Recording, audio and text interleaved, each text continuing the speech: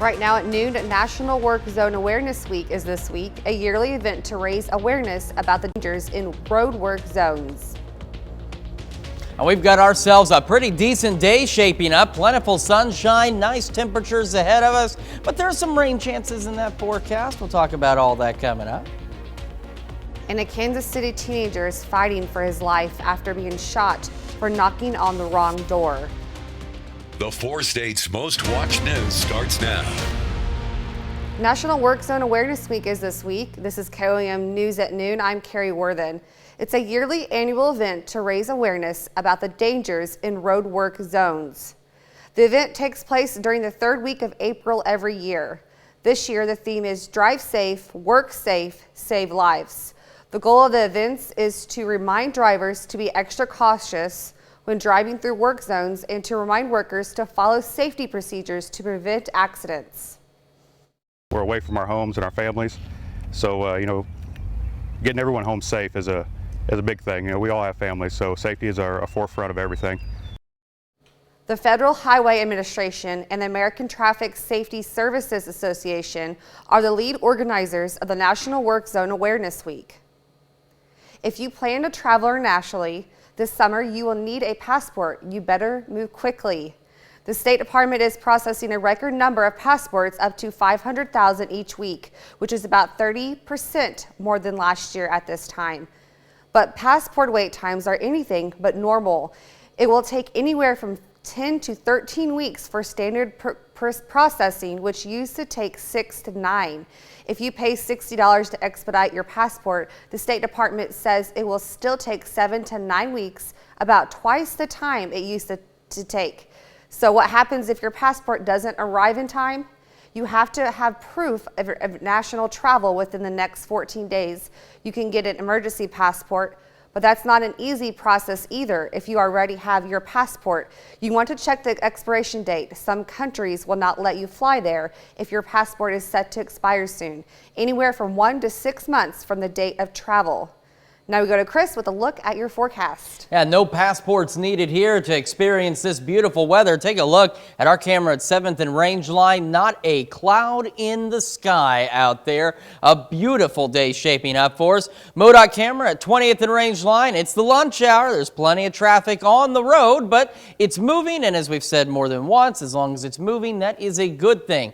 And we've got a pretty nice sunny view from the KDOT camera at 69 and 400, just south of Pittsburgh. So let's talk about how we did temperature-wise. Yesterday started at 41, so pretty darn chilly, and we made it up to 64. So below average, but not by far. And as you can see also, thankfully, nowhere near some of those records. 91 is a little too hot for April. Here's a look at what we are keeping an eye on as we continue to go through. We have got temperatures warming up today with plentiful sunshine out there. We're still could be a bit breezy. The good news is winds have been relatively calm through the day, but still that fire danger is a bit elevated out there. And then we're watching showers and thunderstorm chances as we head into Tuesday and then again Thursday and Friday. That's something that we'll keep an eye on for you as well. And of course, don't forget, scan this QR code. You can get the KOAM Skywatch weather app by doing that or by going to your favorite app store and downloading it. That way you've got the latest weather alerts and forecasts all in the palm of your hand. We'll take another complete look at your forecast here in just a few more minutes. Carrie? Thanks, Chris. A Kansas City teenager is fighting for his life after being shot for knocking on the wrong door. The family of 16-year-old Ralph Yarrell says he was trying to pick up his younger brothers when he mistook one address for another. Police say the person who shot the teen has not been charged so far. Lilia Lucano has the story. And you should never, ever have to worry that your life will be taken. 1 block difference is what the family of 16-year-old Ralph Yarrell say landed him in the hospital Thursday with what's described as life-threatening injuries. Yarrell was supposed to pick up his younger brothers from a friend's house on 115th Terrace in Kansas City, but she says instead he went to 115th Street where he rang the bell, and that's when police say a man opened fire, shooting him in the head. Yarrell's aunt said the man then shot him again. There is a thorough investigation underway now. There will be a thorough review in the prosecutor's office. We will make sure we do all we can to be fair, to make sure that we're as expeditious as possible. The homeowner who allegedly shot the teen was taken into custody on a 24-hour hold and was released. Police cited the need for further investigation and for a formal statement from the victim as some of the reasons. While the identity of the shooter remains unknown, many in the community worry race may be a factor. Kansas City's police chief acknowledged that concern. I want everyone to know that I'm listening, and I understand the concern that we are receiving from the community. Black lives are under attack. What do you do? Stand up, fight back! Protesters gathered and demonstrated on Sunday, calling for justice, including Jarl's father. Our message for the prosecutor, we want charges. That's what we want. If he goes free, the next black kid that's gonna ring that doorbell could get shot again. Lilia Luciano, CBS News, New York. Kevin McCarthy used his 100th day as Speaker of the House to highlight the battle between House Republicans and the White House over the debt ceiling. The battle threatens to have a historic and lasting impact on the U.S. economy. Nicole D'Antonio has more details from Capitol Hill. House Speaker Kevin McCarthy traveled to Wall Street to say the future of the U.S. economy hinges on a showdown with President Biden over the debt ceiling. Addressing the debt requires us to come together, find common ground, and reduce spending. Congress has until this summer to raise the debt ceiling to pay for bills it has already passed. If it fails to do so, the U.S. could default on its debt for the first time in history. Okay, so here's our plan. In the coming weeks, the House will vote on a bill to lift the debt ceiling into the next year. McCarthy says the bill would return spending to 2022 levels and limit federal spending growth to 1% over the next 10 years. Speaker McCarthy has yet to unify House Republicans on which areas of the budget they're willing to cut, and his proposal is not likely to pass in the Democrat-led Senate. President Biden insists Congress raise the debt limit without conditions, pointing out that Republicans voted to do exactly that 3 separate times under former President Trump. The White House issued a statement saying, quote, there is one responsible solution to the debt limit, addressing it promptly without brinksmanship or hostage taking. Christine Lagarde, head of the European Central Bank, says an American default would have a worldwide impact. This is the largest economy. It's a major leader in economic growth around the world. It cannot let that happen. Lagarde also believes that Republicans and Democrats will find a solution before it's too late. Nicole D'Antonio, CBS News, Capitol Hill. Congress last approached default in 2011. At that time, they agreed to a last-minute deal to avoid it. However, even just the risk of default was enough for a Standard & Poor's to downgrade the U.S. credit rating, which sent stocks plummeting. That's a look at today's top stories and weather in our first 7 minutes. Up next on the KOAM News at noon. This Earth Week has millions focusing on the planet and how to preserve it for future generations. And later, we're making a lemon coat chicken in the Mr. Food Test Kitchen. This Earth Week has millions focusing on the planet and how to preserve it for future generations. In England, volunteers are targeting plastic pollution with a creative campaign. CBS's Ian Lee reports from London. Scavengers are on the hunt at this beach in the English county of Cornwall, but not for treasure. This might just look like a few little bits, but it's everywhere. It's billions and billions and billions of pieces. Volunteers are digging for tiny pellets used to manufacture plastic products, particles that wash up on land, nicknamed mermaid's tears for their environmental impact. They resemble fish eggs.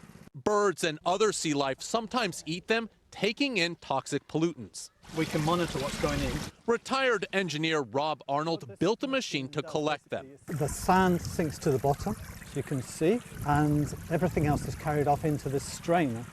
Arnold estimates he's recovered 20 million tiny pellets on this beach alone, and he's combining his art skills with plastic pollution to make a point. I wanted people to view this and think, and to feel somehow responsible that, you know, this is plastic that I use. New research reveals more than 170 trillion plastic particles are floating in the world's oceans. And even when hauled in, biologists say reusing the microscopic material is a tough task. Separating this and turning it into value is going to be incredibly challenging. Really, the thing that we need to do, it's about trying to stop the plastics getting into the environment in the first place. And while this plastic pursuit may be just a drop in the ocean, volunteers hope to create a new wave of change. Ian Lee, CBS News, London. Still to come on the KOAM News at Noon, Mr. Food. With only 5 ingredients and 10 minutes needed to cook, you might think it sounds too good to be true, but it's not. It's today's recipe.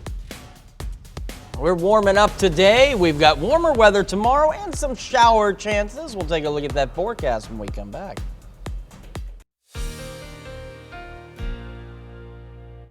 Welcome back to the KOAM News at Noon. An absolutely beautiful day. It's perfect weather to go outside and do the weather. And shoot, why not do the news outdoors? It's wonderful out there. Take a look at our camera at 7th and Rangeline. Look at how pretty that sky is. There's just blue skies. And you know what? We have such fabulous technology here. We can just take a quick scan of the horizon.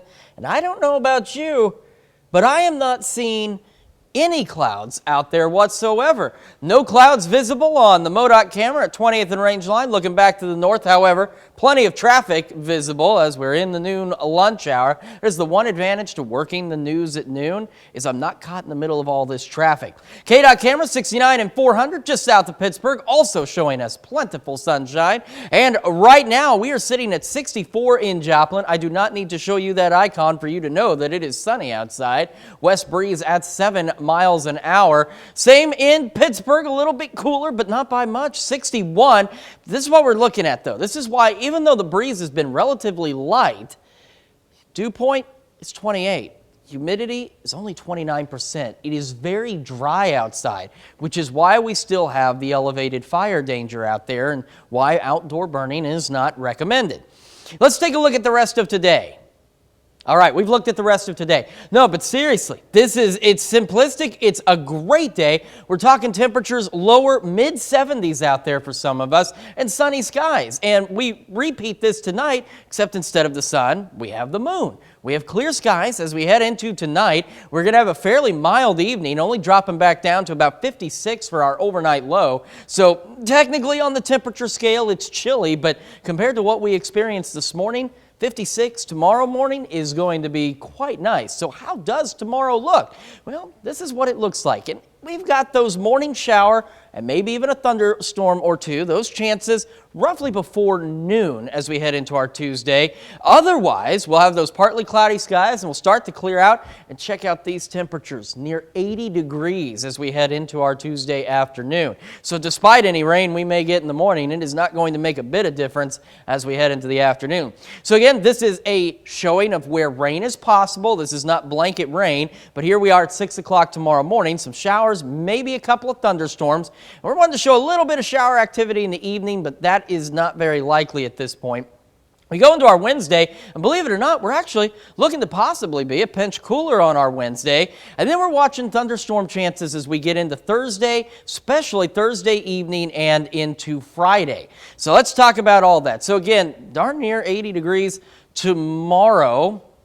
And then we're a little cooler on Wednesday. Lower 70s, a little windier. We get into Thursday and Friday. That's where we have an opportunity for the possibility of some strong, possibly severe thunderstorms as we head into Thursday evening and into Friday. So this is something we're keeping a close eye on, and we'll continue to monitor it for you. But the biggest thing that this does, check out these temperatures. You thought it was cold this morning. We're going to get cold again as we head into the upcoming weekend. So if you've got vegetation outside, you'll need to keep an eye on those temperatures over the next few days.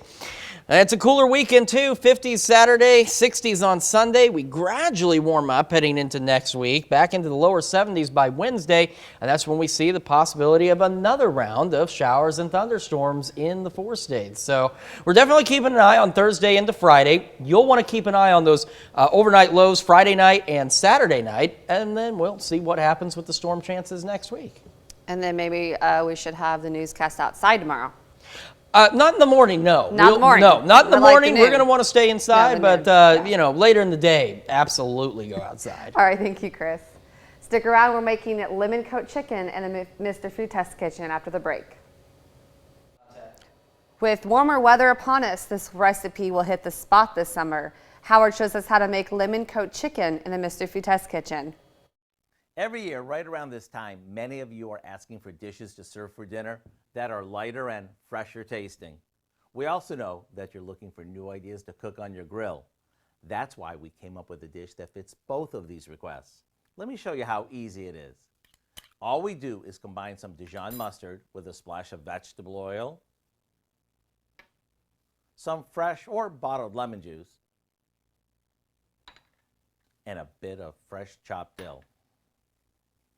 We give it a good mix and add in some boneless, skinless chicken breasts. You want to make sure you flip them around a bit so they're smothered in the marinade.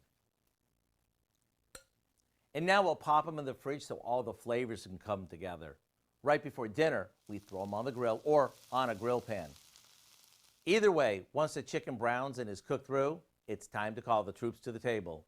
Maybe serve them with some green beans, and you've got a dish that screams freshness. To get the recipe for what we call lemon coat chicken, simply check out our website. I'm Howard in the Mr. Food Test Kitchen, where today we found a lemony fresh way for you to say, ooh, it's so good. You can find this recipe along with a lot more good food from the Mr. Food Test Kitchen online. Just go to our website at KOAMnewsnow.com. Now here's a look at our 4-state market prices.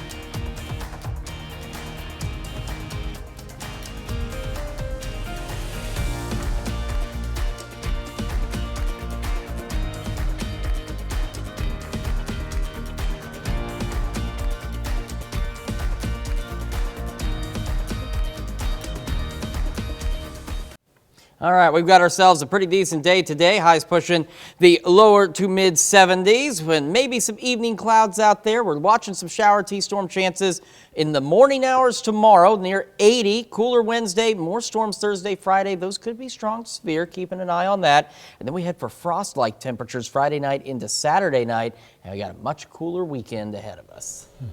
All right, Dal, what do we have coming up at 5? Well, at 5, climate change could be the culprit for driving deadly bacteria up the East Coast. Infections involving the flesh-eating bacteria used to be localized to the south, but now CDC data shows cases are as far north as Philadelphia. We're going to take a look in Health Watch. Plus, upgrades are on the way for Joplin's Airport. We're going to break down what all that entails.